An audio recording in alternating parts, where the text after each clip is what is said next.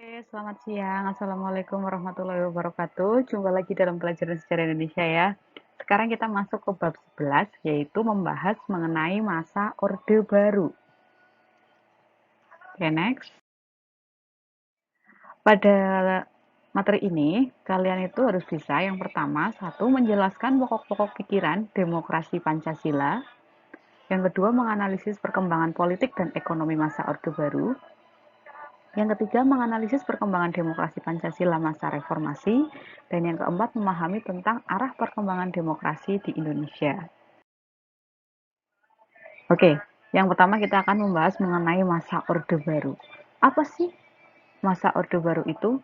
Orde Baru itu merupakan suatu tatanan seluruh kehidupan rakyat, bangsa, dan negara yang diletakkan kembali pada pelaksanaan Pancasila dan UUD 1945 secara murni dan konsekuen. Jadi, minggu lalu kan kita sudah membahas mengenai masa demokrasi liberal, kemudian demokrasi terpimpin. Nah, di antara demokrasi liberal dan terpimpin menuju Orde Baru ada suatu peristiwa. Peristiwa itu merupakan peristiwa gerakan 30 September. Jadi, setelah gerakan 30 September, pemerintah itu ingin mengganti pemerintahan menjadi suatu masa yang baru, maka dikenal dengan sebutan masa Orde Baru. Masa di mana kembalinya pemerintahan berdasarkan Pancasila dan Undang-Undang Dasar tahun 1945. Kemudian, apa sih yang menyebabkan terjadinya masa Orde Baru?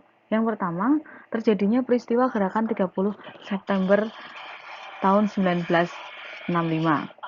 Kemudian, yang kedua, keadaan politik dan keamanan negara kacau. Jadi setelah peristiwa gerakan 30 September ini, keadaan politik dan keamanan negara itu menjadi sangat kacau. Pemerintah bingung. Kemudian yang ketiga, rakyat menuntut agar PKI dibubarkan.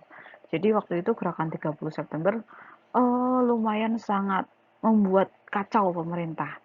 Hingga yang keempat, kesatuan aksi, mereka bergabung dan membentuk Front Pancasila yang kemudian dikenal dengan Angkatan 66 yang memiliki tujuan yaitu untuk menghancurkan tokoh yang terlibat dalam gerakan 30 September. Kemudian lahirlah kesatuan aksi ini membentuk tuntutan yang dinamakan dengan tuntutan Tritura, tuntutan rakyat. Dan adanya sidang paripurna kabinet yang tidak berhasil. Kemudian apa sih isi dari Tritura? Yang pertama, pembubaran PKI beserta organisasi masanya. Jadi rakyat itu ingin PKI benar-benar dibubarkan. Kemudian yang kedua, pembersihan kabinet Bikora. Dan yang ketiga, penurunan harga-harga barang. Jadi waktu itu setelah PKI melakukan gerakan 30 September, harga-harga menjadi mahal hingga akhirnya rakyat membentuk atau membuat tuntutan yang bernama Tritura, 3 tuntutan rakyat.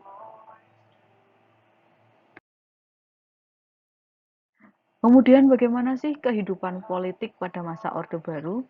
Yang pertama, pemerintah itu melakukan penataan politik dalam negeri, yaitu satu, membentuk kabinet pembangunan.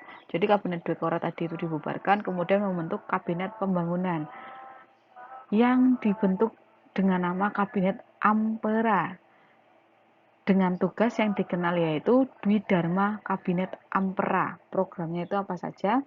Yang pertama, memperbaiki kehidupan rakyat mulai dari sandang dan pangan. Kemudian, melaksanakan pemilu dalam batas waktu maksimal 5 Juli 1968.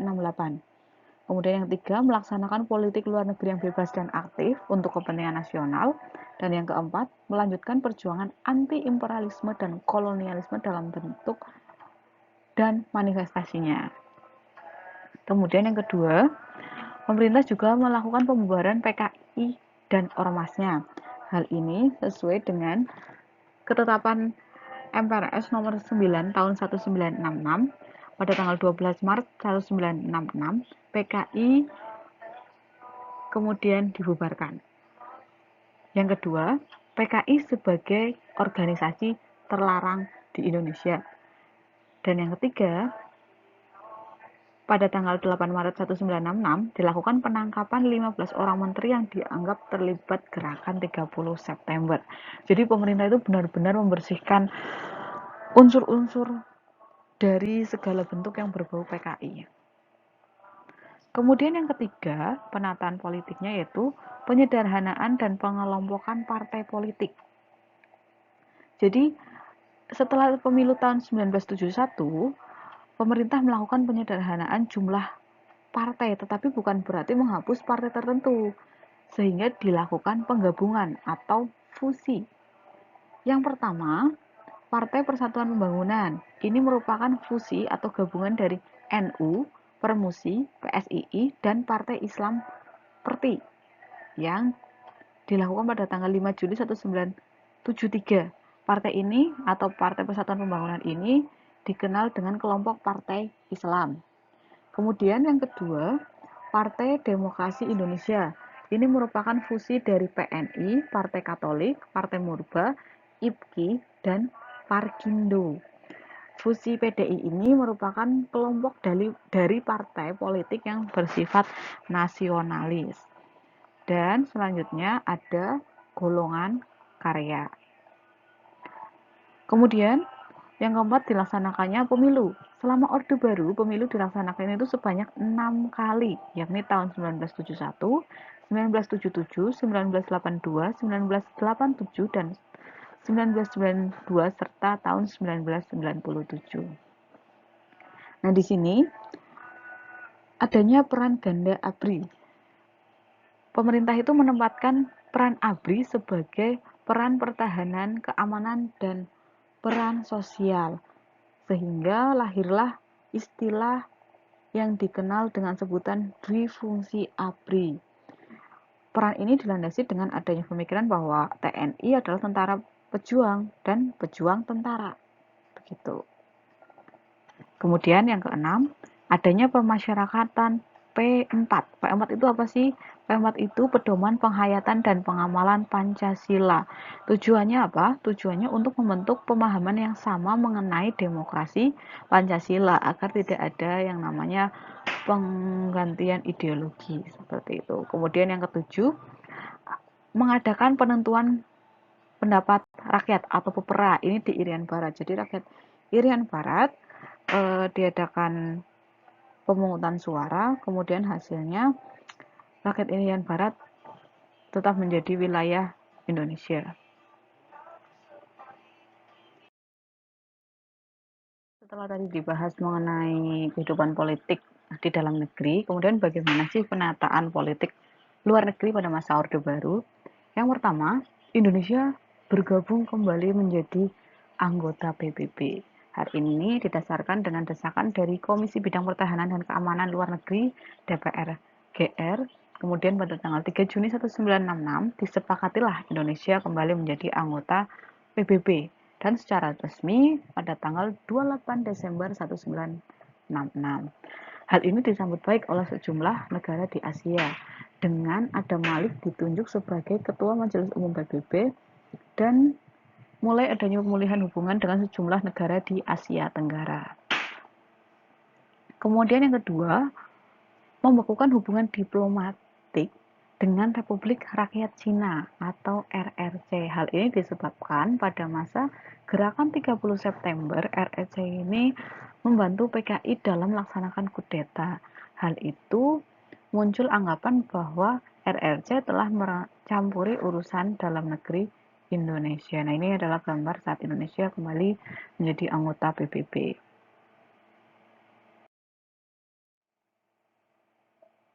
Kemudian bagaimana sih kehidupan ekonomi pada masa Orde Baru? Yang pertama ada stabilisasi dan rehabilitasi ekonomi, yang kedua mulai melaksanakan kerjasama luar negeri, dan yang ketiga yaitu adanya pembangunan nasional. Nah, pembangunan nasional ini dibagi menjadi dua, jangka panjang, yaitu periode 25-30 tahun, dan yang kedua periode jangka pendek. Dan gabungan dari periode jangka pendek ini akan menjadi periode jangka panjang. Lalu perwujudan dari pembangunan nasional jangka pendek terbagi ke dalam 6 pelita. Yang pertama, 1 April 69 sampai 31 Maret 74. Hal ini menjadi landasan awal pelita pelaksanaan pembangunan 5 tahun.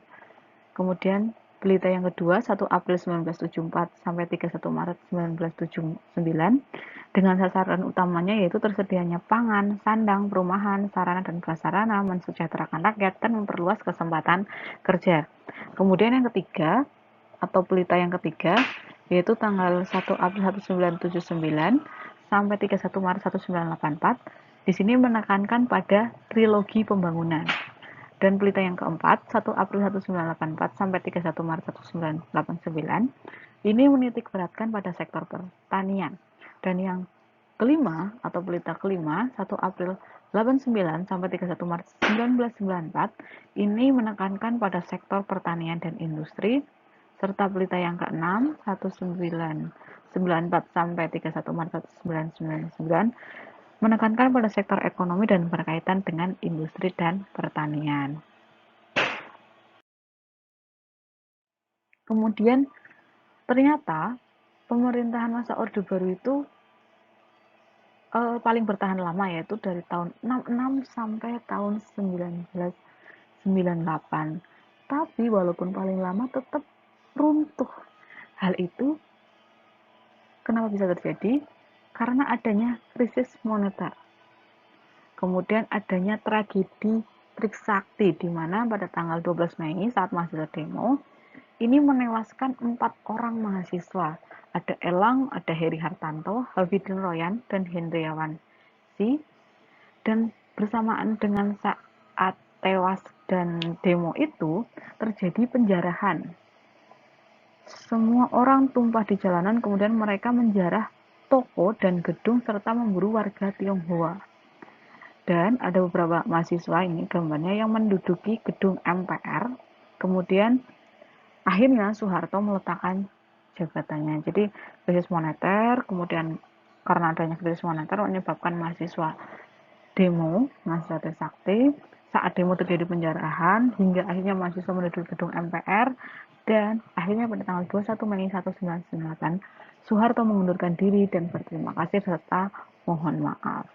Hingga akhirnya setelah itu Wakil Presiden B.J. Habibie naik menjadi presiden baru.